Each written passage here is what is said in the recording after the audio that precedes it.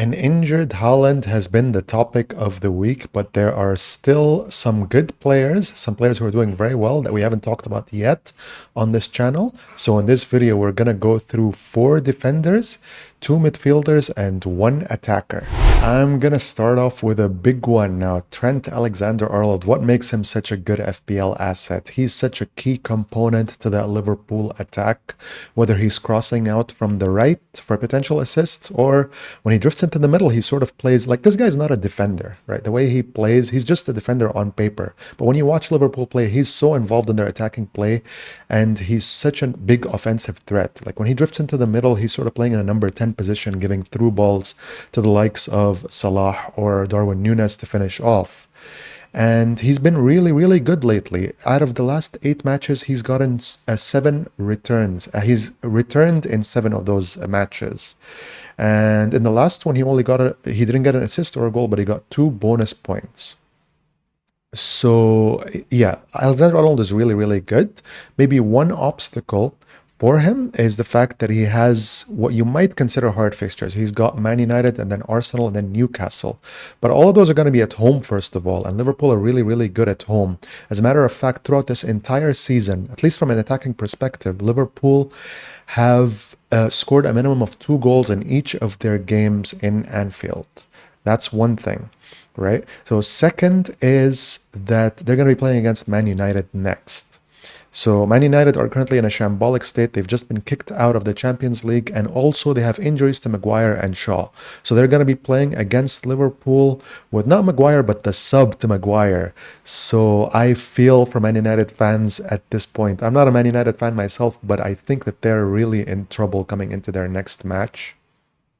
And I think Trent will be a really good pick for that match. Also, for the big matches, right? Trent hasn't shown that he's immune to scoring in those big matches. I mean, he was the one who scored for Liverpool in their 1-1 draw versus Man City. Now, the real obstacle for Trent is the fact that he's 8.2 million.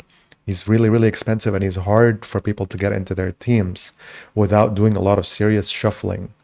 So at the point where I think a lot of people are going to be bringing him in is around game week 21, when everyone starts to sell Salah or Son to free up funds for their players, because they're going to be going for AFCON and AFC. But if you want to get in on the fun right now, he is probably a good shout and could potentially be a differential for your team. But just keep in mind who you're going to be selling for him. Make sure you're not selling a player who might still be doing really, really well. For me personally, it's very hard for me to bring him into my team because I've got some other issues and I can't possibly justify bringing him into my team just yet without selling some really good players. But down the line, Trippier's fixtures are going to become harder, and I think Alexander-Arnold will become a better upgrade to him because his fixtures are going to start to become easier and Trippier's are going to become harder. On the other hand, at a much cheaper price, we have Pedro Porro at 5.4 million playing for Tottenham. Now, he's expected to start for Tottenham and expected to play 90 minutes. He has done so in every single match for them except for the very first one this season. He is very, very attacking, and I think he is a key component to their attack, especially with Maddison being out. If Tottenham want to be successful in attack, I think him bombing down that right flank is a very good component to that. Now, Tottenham also have very good fixtures. And look, in the last 2 games, they didn't keep a clean sheet, but he still got returns because of the way he plays. He got an assist in each of those matches. Yeah, at 5.4 million, their fixtures are good. He is cheaper. He's cheaper than Alexander-Arnold. I already brought him into my team. I sold Tarek Mitchell to address my bench and also address my defensive line, which, I didn't have a complete defensive lineup for game week 17. So I already brought him in. I think if you want to address your defensive lineup, he is one of the top picks in the game as of now. Next, we've got Pau Torres. Now, I think Pau Torres is top of radar because of Aston Villa getting clean sheets against Man City and against Arsenal. And also 3 game weeks ago, he got a goal that ended up giving Aston Villa the win versus Tottenham. Now, he scored 2 goals in total this season, one with that being against Tottenham from a free kick set piece, and one earlier in the season against Wolves from open play. So 2 goals in total, no assists this entire season. Now, if you want to look at Pau Torres, there's two components to defensive players, right? It's the amount of clean sheets that they get. And I think people are considering him for potential clean sheets. I'm a bit against that because I think Aston Villa played up to the opposition against Man City and against Arsenal. They had to be very, very solid defensively to be able to win those matches. But usually they're not that solid defensively. As a matter of fact, before those two matches, they had only kept 2 clean sheets in 14 matches. So I wouldn't depend on them so much for clean sheets. And also in that match against Arsenal, if you watched it, Arsenal had a lot of good chances and they could have scored on a better day.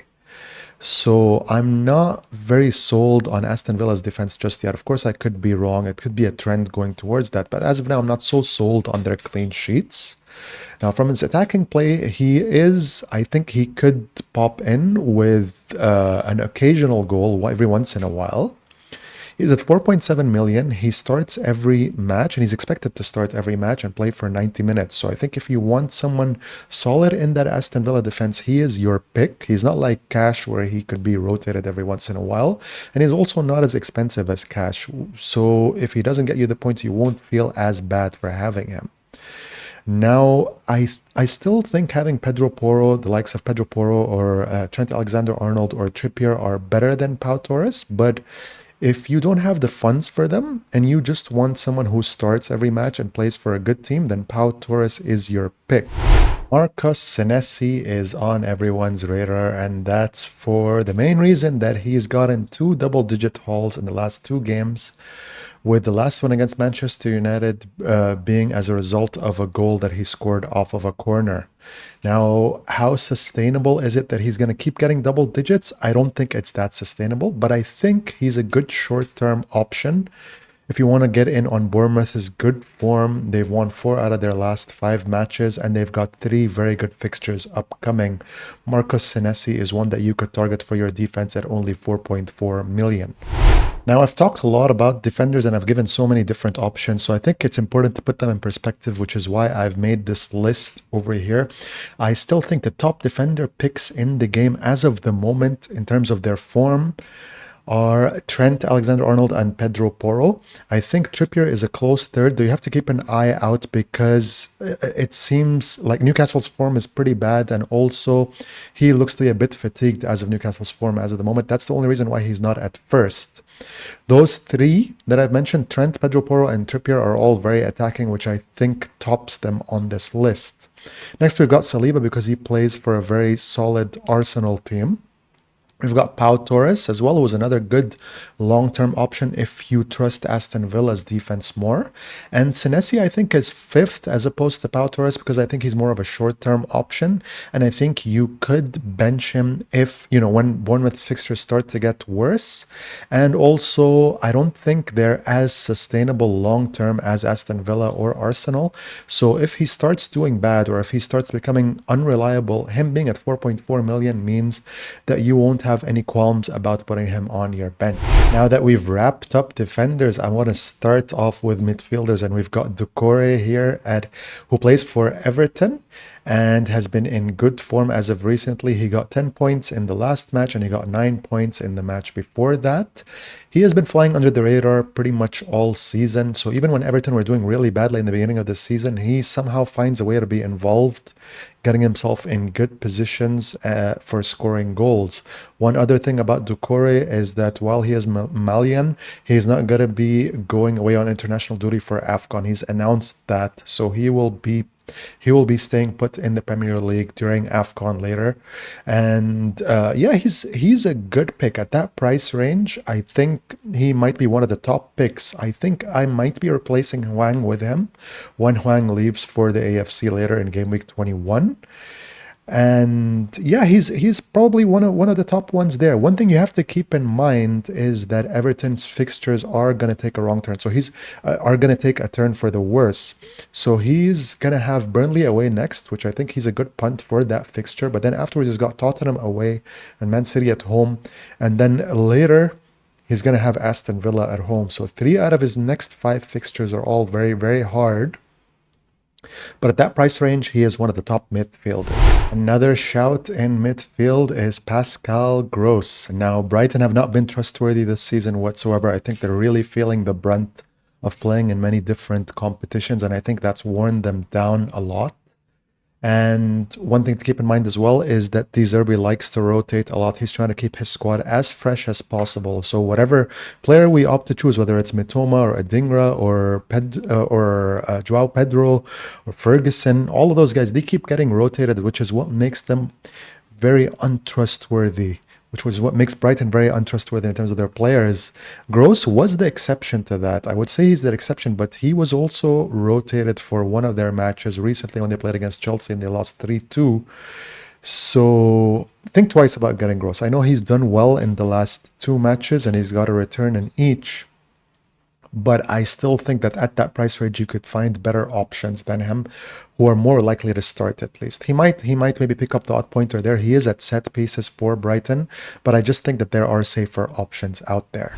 And last, we've got Raul Jimenez. Now, I don't know why he's wearing an eye patch in this picture. If someone can enlighten me as to why that is, just let me know in the comment box below. But as far as I know, he is still playing with 2 eyes as of his last match. Now, look, a lot of talk has been about Solanke and Watkins being the replacements for Haaland, and I think that is still the case. I still think that those 2 are the top replacements, and I think that Solanke is more of the differential option.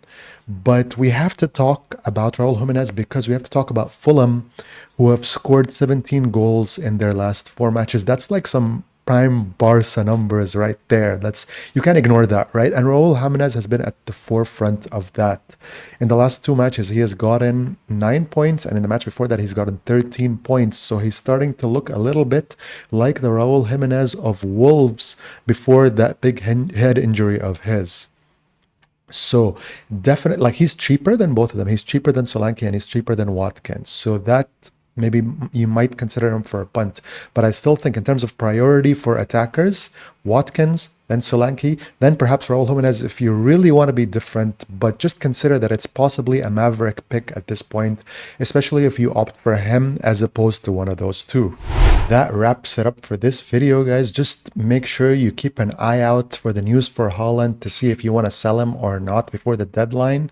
And remember that the deadline this week is going to be earlier than usual. It's going to be on Friday evening as opposed to Saturday. Make sure to keep that in mind. And I wish you all green arrows, and I will talk to you all soon.